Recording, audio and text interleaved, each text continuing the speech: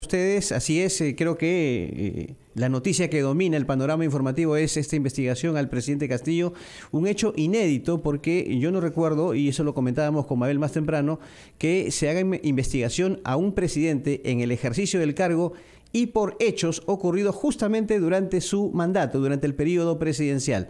Así es que repercusiones y análisis habrá de seguro in extenso sobre este tema. Y para ello vamos a conversar con Walter Gutiérrez, ex defensor del pueblo, quien fue una de las primeras voces cuando ocupaba el puesto de defensor del pueblo, que exigía que el fiscal de la Nación pues lo piense bien e incluya al presidente Castillo en esta investigación.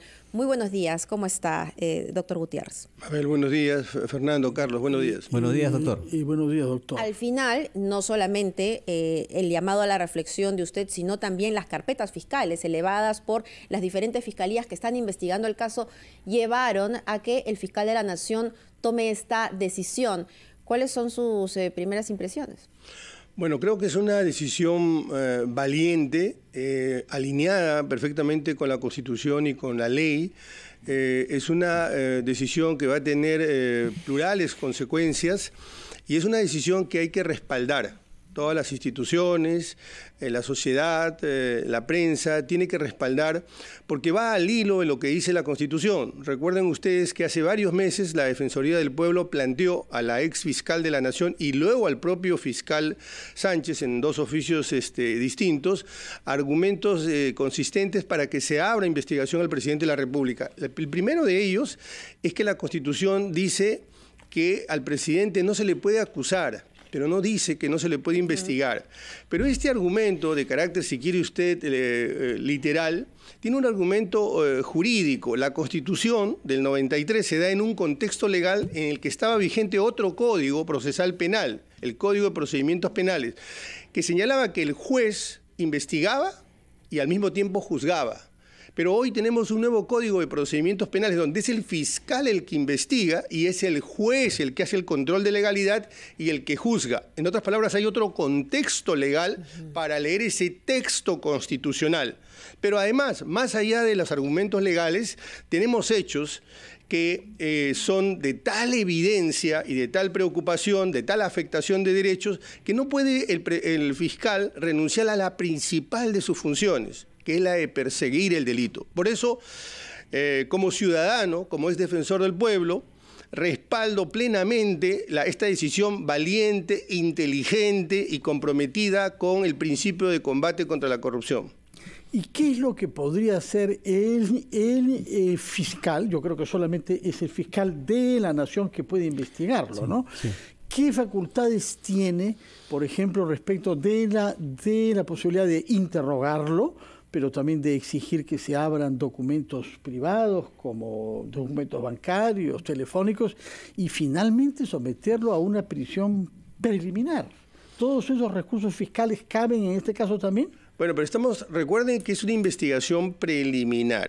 Las investigaciones preliminares se autorizan justamente para realizar lo que se denominan diligencias urgentes. Esto es preservar la escena del delito, tomar declaraciones,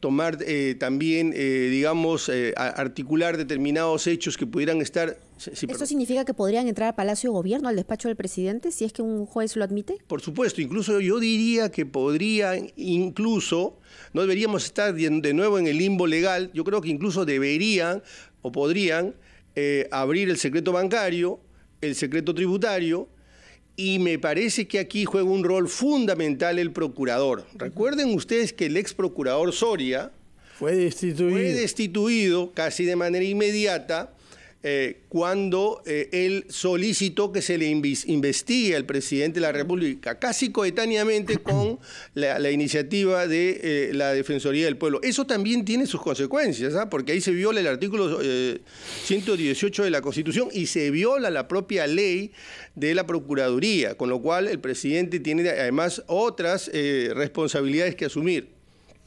Doctor Gutiérrez, ¿cómo está? Buenos días. Carlos, ¿cómo está? A ver, dentro de estas diligencias que obviamente se van a programar y leyendo la resolución del fiscal Pablo Sánchez, Le quería preguntar si es que el presidente está en la obligación de rendir su testimonial. Se lo pregunto porque dentro del mismo documento de Sánchez se habla de una declaración voluntaria. Hemos visto cierta reticencia del presidente a declarar, sobre todo ante comisiones del Congreso. Ha sido invitado 3 veces y no quiere hablar.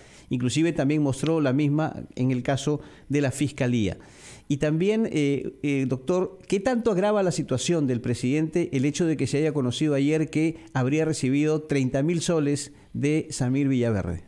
¿Qué le parece, doctor Gutiérrez, si respondemos todas esas preguntas? Nos queremos saber las respuestas, pero te hace escuchar. En los estudios de RPP, doctor Gutiérrez, le había planteado estas preguntas. En primer lugar, si es que el presidente está obligado a rendir su testimonio. Y se lo pregunto porque en la resolución fiscal se utiliza el término declaración voluntaria. Lo hace el propio fiscal de Nación al presidente de la República como diligencia adicional. Y además, ayer se conoció esta versión de que habría recibido 30.000 soles de parte de Samir Villaverde. También está incluido en esta carpeta fiscal. ¿Cuál es su opinión sobre si esto también complica aún más la situación del jefe del Estado? Mire usted, hay que dejarnos de transitar esos limbos legales y tener claridad sobre si es que el presidente en efecto está o no incorporado como investigado en esa carpeta fiscal. Y si está como investigado, pues esa condición lo obliga a rendir manifestaciones, incluso, como me parece haberse señalado hace un momento, podría abrírsele el secreto bancario, el secreto tributario, absolutamente todas las diligencias y todas las restricciones. En este punto, me parece que no podemos andar en medianías, porque la situación es particularmente grave, y aquí paso inmediatamente a su segunda pregunta. No conozco la teoría del caso porque no he leído la carpeta fiscal, pero por lo que he visto por los medios, se trata de una organización criminal que además concurrentemente estaría el delito de colusión y patrocinio de intereses. Pero miren, pareciera que ese $500,000 se entrega para comprar un cargo, para adquirir un cargo. ¿A quién se le da el dinero? ¿A quién se le habría dado el dinero? A quien tiene el dominio del hecho. ¿Quién es el que tiene el dominio del hecho? El presidente de la República. Al señor Silva no se le designa como ministro por una cuestión de Estado, por un interés de Estado, un interés de gobierno, para implementar una política pública, para implementar el Plan Nacional de Infraestructura, que dicho sea de paso probablemente ni siquiera lo conozca. No, nada de eso. Solamente, perdón, doctor, para aclararle justamente ese tema de los 30.000 soles, la información es que se habría entregado ese monto entre agosto y septiembre del 2021 al exministro Silva para que se lo diera al presidente Castillo en un contexto en el que se habrían dado nombramiento de funcionarios, en el MTC. Sí, pero yo me refería al $500,000 de los audios. Me refería a ese dinero que aparentemente se habría entregado antes de que se asuma la presidencia. Y además, nótese lo siguiente, Silva es el ministro más longevo, es el ministro que sobrevive a todas las crisis, es el ministro protegido por el presidente. Por las bancadas, ¿ah? Y por, obviamente. Algunas bancadas. Y por un conjunto de congresistas suficientes para que se pueda preservar en el cargo. Entonces, todos estos hechos apuntan a que en efecto hay una organización criminal en un ministerio que tiene 12.500 millones de presupuesto, que solo Provías tiene 6.000 millones, más de 6.000 millones, y que además, si miramos las cifras, y seguramente los fiscales así lo van a hacer, van a constatar que han comprometido más que cualquier ministro. Es decir, eran gastando a diestra y siniestra, comprometiendo a diestra y siniestra. Entonces, es evidente que aquí hay un caso sumamente grave que implica al presidente, que implica al ministro, que implica al secretario, que implica además a este señor Villaverde, que ha sido un colaborador de su campaña. Es decir, todas las personas vinculadas al presidente. Y alguien que no debe pasar inadvertido es el presidente del Consejo de Ministros. Me refiero al primer presidente del Consejo de Ministros, porque recuérdese que se elige Se designan los ministros a propuesta de el presidente del Consejo de Ministros. Ahora, solo para profundizar en el tema, el punto 71 de la carpeta fiscal plantea la hipótesis, ¿no? Sería Pedro Castillo, líder de una organización criminal que estaría conformada además por Juan Francisco Silva Villegas, en su condición de ministro de Transportes y Comunicaciones, etcétera. O sea, ahí está bien planteado. Si pasamos de lo legal a lo político, ¿cuáles son las implicancias? Es decir, con todo esto, ¿no? Y con esta investigación preliminar, ¿qué podría hacer la oposición que está pensando en vacar al presidente, que sabe que no tiene los votos y que probablemente vaya por la vía constitucional, por la vía de acusaciones constitucionales? ¿Hay elementos ahí para eso? Esto se amarra inmediatamente con la destitución del ex procurador Soria. Soria fue destituido casi en automático cuando denunció al presidente de la República, violando la ley de la Procuraduría, violando el artículo 118 de la Constitución. El presidente tiene como primera de sus obligaciones cumplir la Constitución y cumplir la ley. Y aquí, en este programa y en otros medios, más de una vez, nosotros desde la Defensoría planteábamos que debería el presidente ser inmediatamente acusado constitucionalmente al amparo del artículo 99 y 100 de la Constitución.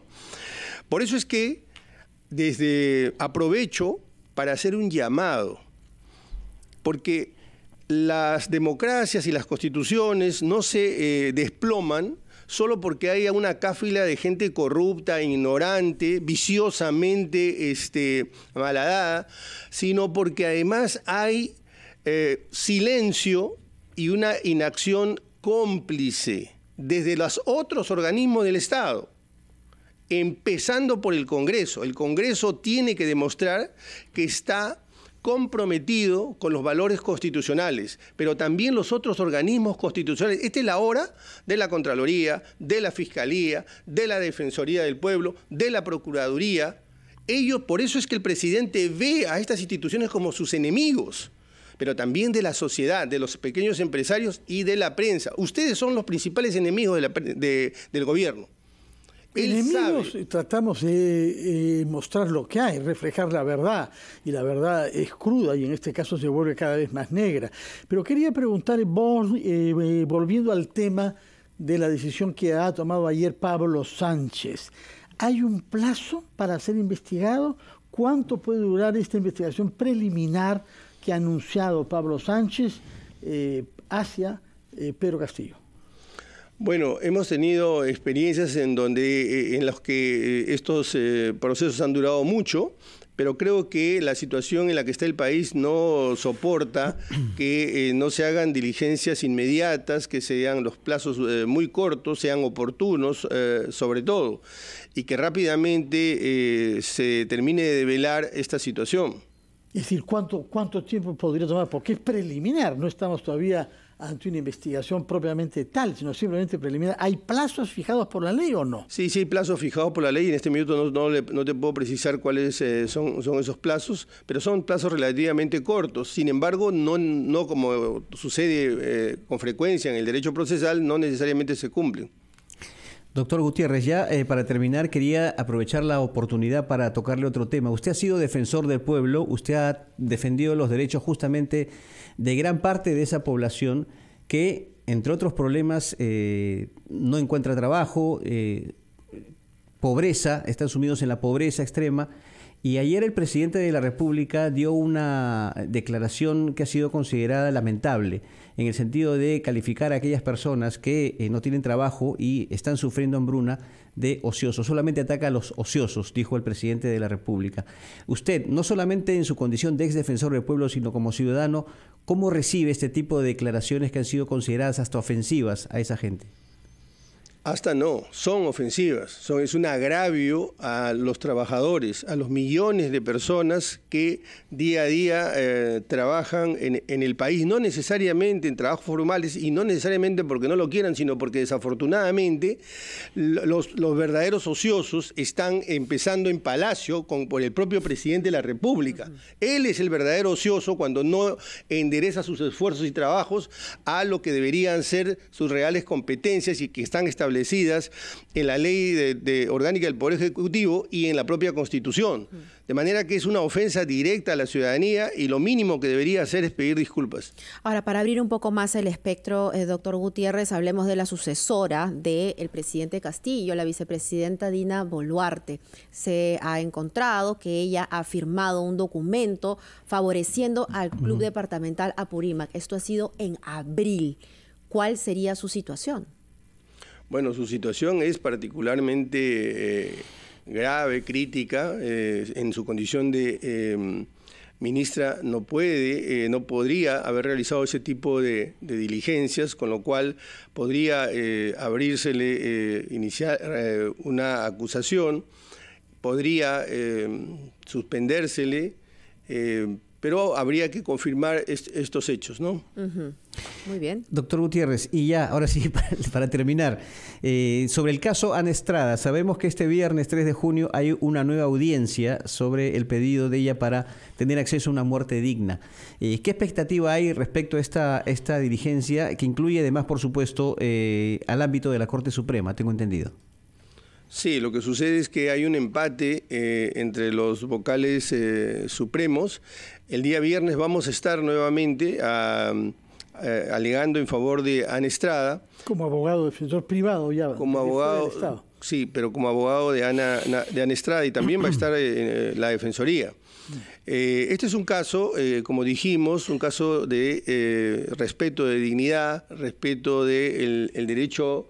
No es en contra de la vida, es el de respeto de vivir una vida con dignidad y tomar la decisión de en qué momento pone fin a su existencia vital, porque considera que las condiciones en las que está ya no son dignas de ser vividas. Hay un conjunto de argumentos, como por ejemplo la proscripción de tratos crueles e inhumanos, que desde los escritos y alegatos de la Defensoría en favor de Ana Estrada los hemos expuesto.